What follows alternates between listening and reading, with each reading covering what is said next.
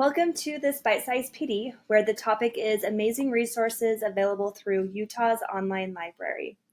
So here's the agenda of what I'm going to cover. I'll start with what is the Utah Online Library and how to access.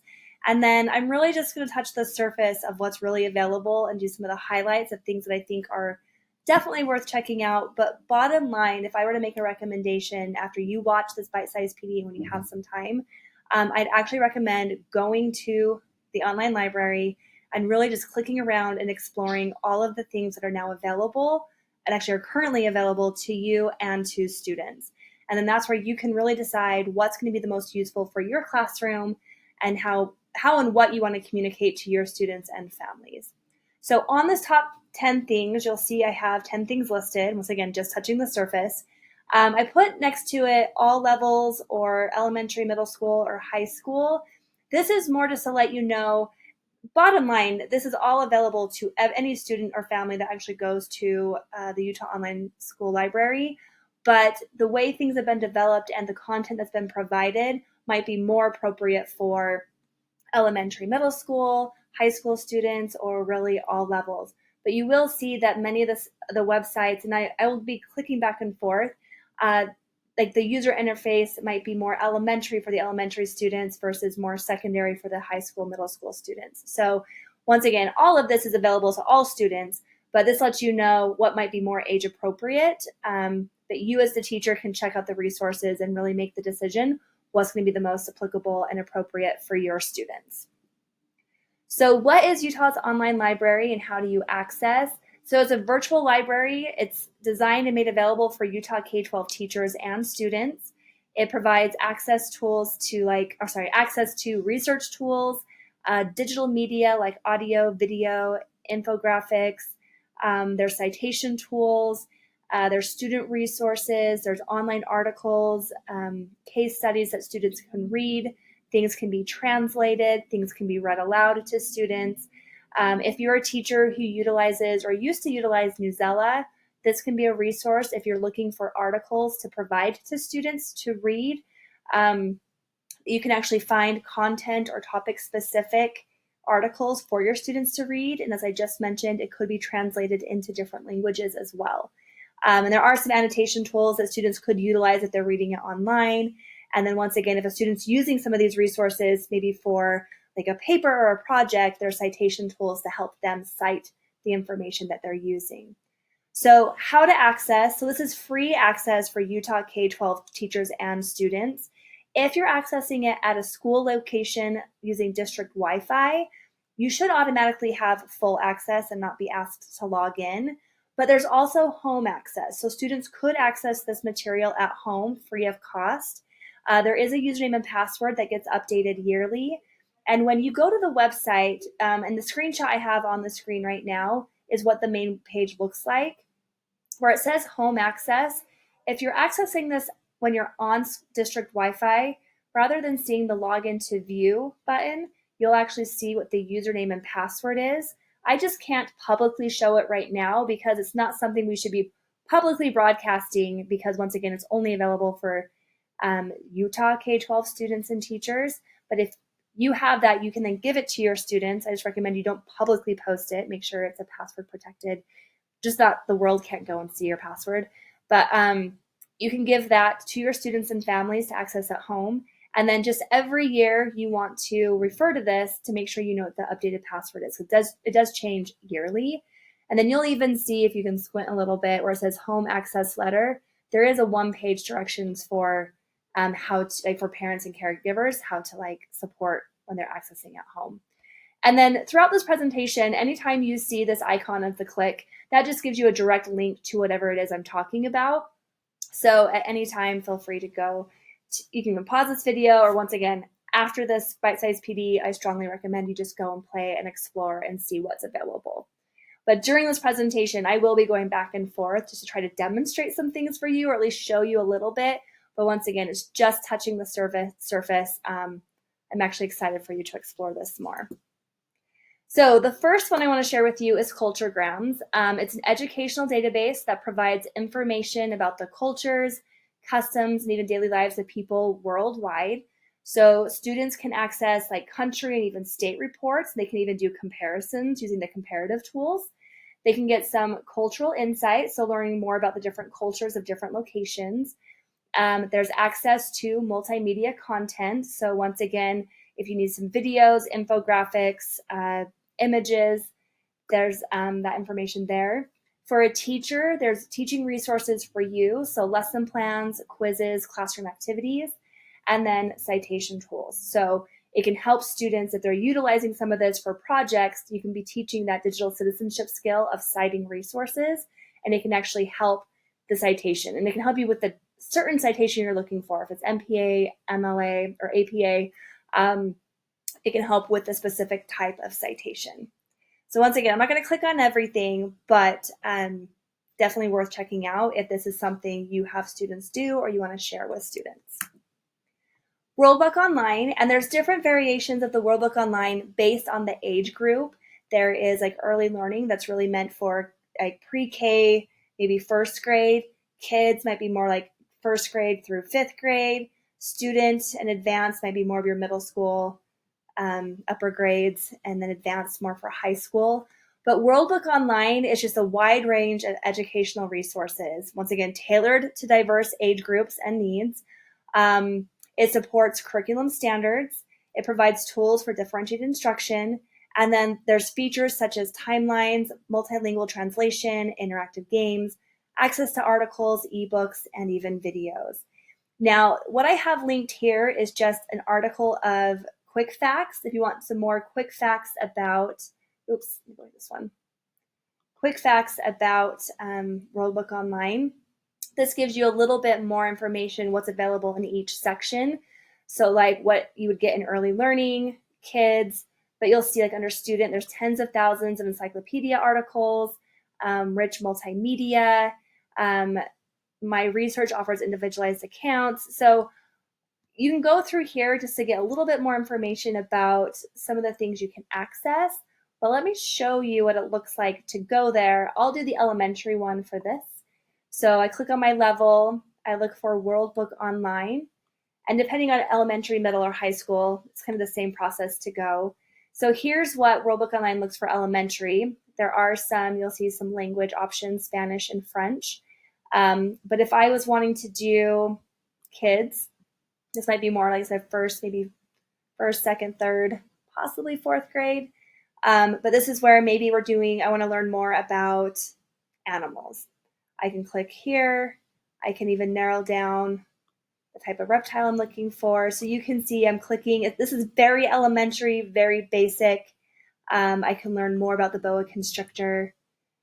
This can even be printed. So once again, something you could have students go to, or something maybe you print off or you provide links to the students for them to access. So I can get some information, the media gallery, even viewing the article. And then this is where I have the speech option to as I turn that part off so you don't hear it. Anyway, I just was everything I want to cover today. I don't want to go into too much depth, but you can see based on this, like you can keep going deeper and deeper based on what your information you're trying to get. I can go back to animals, and this is just the world of animals one. And I click home. Let's go back to my early learning. So even student, this might be a little bit more, so not quite so elementary-ish. Maybe I'm doing a report on, I'll say polar bears. Doesn't always have to just be animals, but you'll see where I can search whatever it is I'm looking for. I can, click on whatever it is. I hope you're seeing it's better than having students go to Google. It can help maybe keep students in line with educational resources. Anyway, so just an example of the Worldbook Online, an online encyclopedia that students can have at their fingertips. Teaching books. So this is actually pretty cool. And this one, I'm really only going to touch the surface of this one, but it's a library of resources about children's and young adult books. So this is something that teachers could use maybe to help get discussion questions, or maybe you're having the class read a book. You can locate a book trailer. You can find author interviews or even games related to specific books. Teachers can actually curate resources and share them with students. You can even, I had someone explain this to me where maybe you're a teacher who allows students to choose the book that they're going to read. Maybe they have 5 choices. You could actually curate some resources. So maybe you have them watch the book trailer. Maybe you have them listen to an author interview. Maybe you have them read the synopsis. That way they can make an educated decision on what book they actually want to read.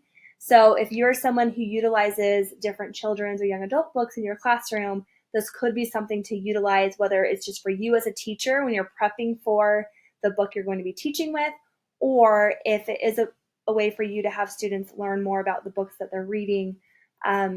You can, once again, you want to curate the resources to decide what you're going to share with students, but it could be an interesting thing to use. So this link will take you to another, let's see, it's the Quick Start guide.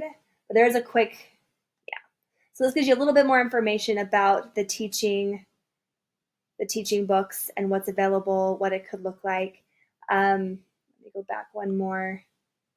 I just want to make sure I'm sharing resources. So if you're like, I want to learn more, this is some information for you to read through. And then once again, go click and play around and see what you can discover, because you might find, wow, this is something I really want to use in my classroom. The next one, this is Multi-Language Learners Collection. And you got a little bit of a glimpse of it when we were in the World Book Online. But this is a way, if you are looking for Spanish resources or French resources, it's a direct link that you can go to a collection of videos, video clips, articles, interactive maps, games, and activities. So you'll see there's 3 options for Spanish, and then there's 1 for French. So it's just kind of very similar to the World Book Online option, where you can have students go, or you can go and search for content, but it's stuff that's already translated into these 2 languages for you to reference. The next one is National Geographic for Kids. This is a resource for teaching geography, science, environmental studies. It can provide research material for school projects and presentations. This is actually one that I've had students go to in the past, where when we were doing a report on animals and I had them locating very specific information about animals, rather than having them Google, I would actually have them go to National Geographic for Kids to find images, videos, and the information. It has access to the National Geographic Kids magazines from 2009 and beyond. You have access to 200 plus videos, 650 plus books, 900 plus downloadable images. I feel like I'm going to be a broken record when I say it's a great place for students to go rather than having them Google some of the things that they're looking for. So just a quick link here, or example of what it looks like. Let's go here. And I'll go through middle school for this one so you can see what it looks like for middle school. If I do National Geographic for Kids, this is what it looks like. So this is where I can come here. Once again, you can see I have access to the magazine, the books, the videos. And then if I'm searching for something specific, so maybe I'm doing a project on pandas, panda bears, there are articles here. There are books on pandas. There's videos, there's pictures. So just a great resource. Once again, rather than having kids Google, you could have them go here. So National Geographic for Kids. The Utah resources. So this is just resources, and this hasn't been separated for elementary, middle, high school. It just kind of is what it is. But if you're looking for Utah-specific resources, so you have counties of Utah, access to Utah's Deseret News site. This Talent Ready Utah, this is a class, or if you're having students talk about industry, career needs, and local career needs, that's what this could help you with. The Salt Lake Tribune Photo Archive, Utah Collection. This is takes you to a collection of images, clips, and videos about the state of Utah. So you can see very specific Utah resources if this is something that you are looking to utilize, either have your students go to or you want to access as a teacher. The Gellin context. So this is where you have 3 different levels. You have something for elementary, middle, and high school. And based on the level you pick will determine like the user interface and how, I don't want to say complicated, but when it's elementary, it is very elementary. I'll show you the difference in just a moment. versus middle and high school. So they try to tailor what the look is and how it feels to search based on the development, like the age of the student. So with any option, whether it's elementary, middle, or high school, you can search and browse content using basic or advanced searches and features. You can have access to articles, and what you're seeing on the screen is an example of an article that I found using the high school version.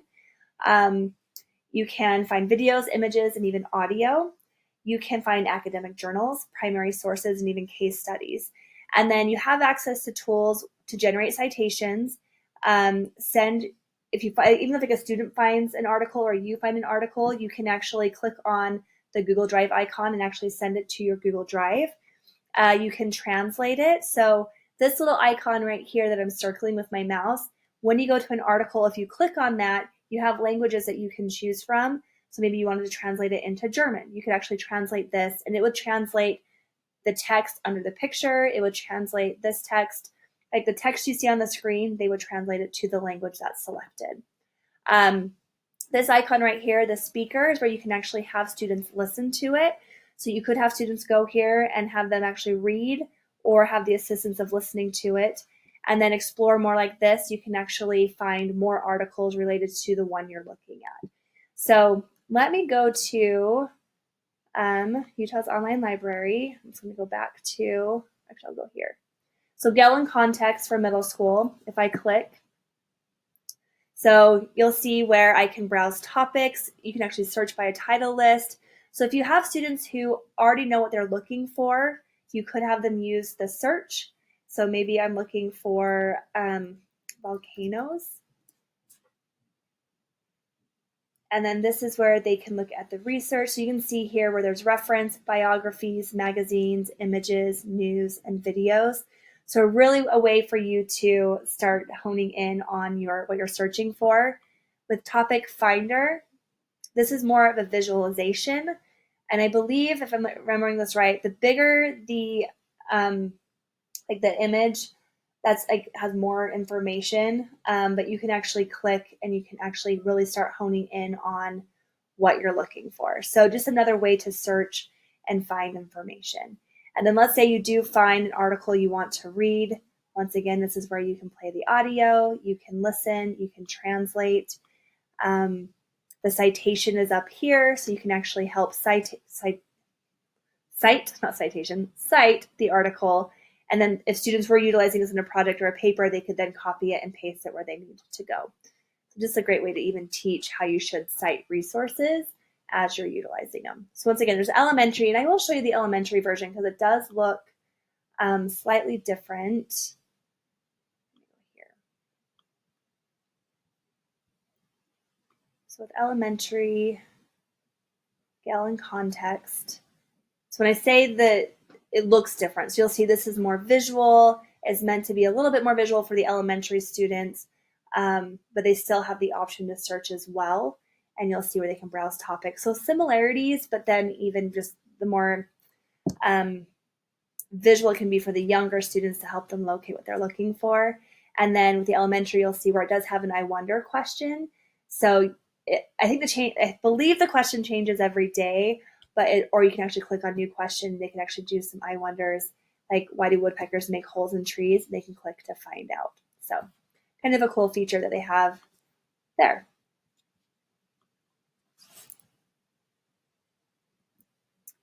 So the Gallon Context opposing views, this is more for high school, but it's very similar to what we just saw with the Gallon Context, but this is meant to deliver, not that the other one's not, but it delivers credible facts and current insight in today's most debated political and social issues. It provides different viewpoints.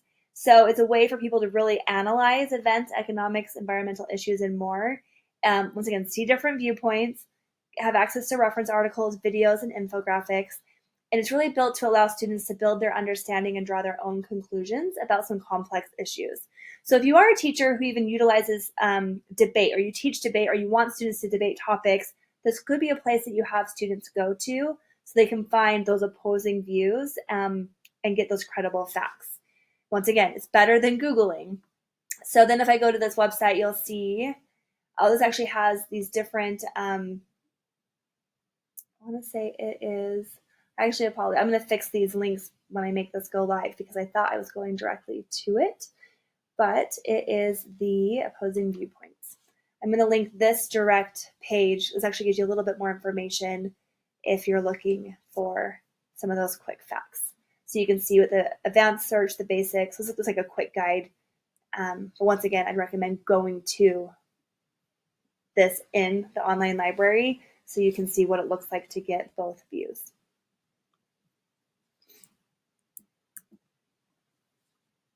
The interactive science is actually one that I get really excited about. This is one where you can get informational text on biology, chemistry, earth science, and human anatomy. The text, just like what we saw with Gale in Context, can be translated, listened to, downloaded, shared to Google Drive. My favorite feature, because this is an example of what it looks like, you can actually take where my mouse is circling, manipulate these 3D interactive models to help visualize and understand topics. So you can actually like move the heart around and actually pull these different ventricles and apart to learn more about it. So I'm going to click on here and see if it even goes directly to what I thought I had linked. If not, that's okay. So let's say I wanted to do the heart. So I can actually just search directly for the heart. And then this is where, once again, I have information that students can read. It can be listened to, it can be translated, it can be shared, cited. And then you'll see where it has more related articles. But with this is where, once again, if I move my mouse, I can actually pull it apart and really get inside to see what the inside of a heart looks like. And there should be a way that I can actually manipulate it and turn it around. But I think with the computer I'm on, it's not working. But it's pretty cool. So you can see where I can move things around and I can click. And every time I go to a new screen, it's giving me more information about the part of the heart or the object that I'm looking at. I'm getting more information about this. So anyway, a very cool feature, especially if you teach science and you're looking for ways to have students interact with the content, I definitely check out to see what's available here. And actually, while I'm here, I want to jump back and tabs, online library. I have way too many tabs open. I wanted to show you the Gale in Context, because with the high school, with Gale in Context, you need to go to the Gale reference collection. And then this is where you can see that there's lots of different Gales in Context. The opposing viewpoints. I wanted to go back to that. I think I'm doing a disservice if I don't show you. So like, let's just start with inflation. Like, let's say that's what we want to get opposing views on. So you can see where there's 36 different viewpoints. So it's a really a way for you to click and have students explore, excuse me, different viewpoints of a specific topic. And with these articles, you will see it gives you like the document length, the Lexile measure. If you scroll down to the bottom, it even helps with citing the resources. And if I go back,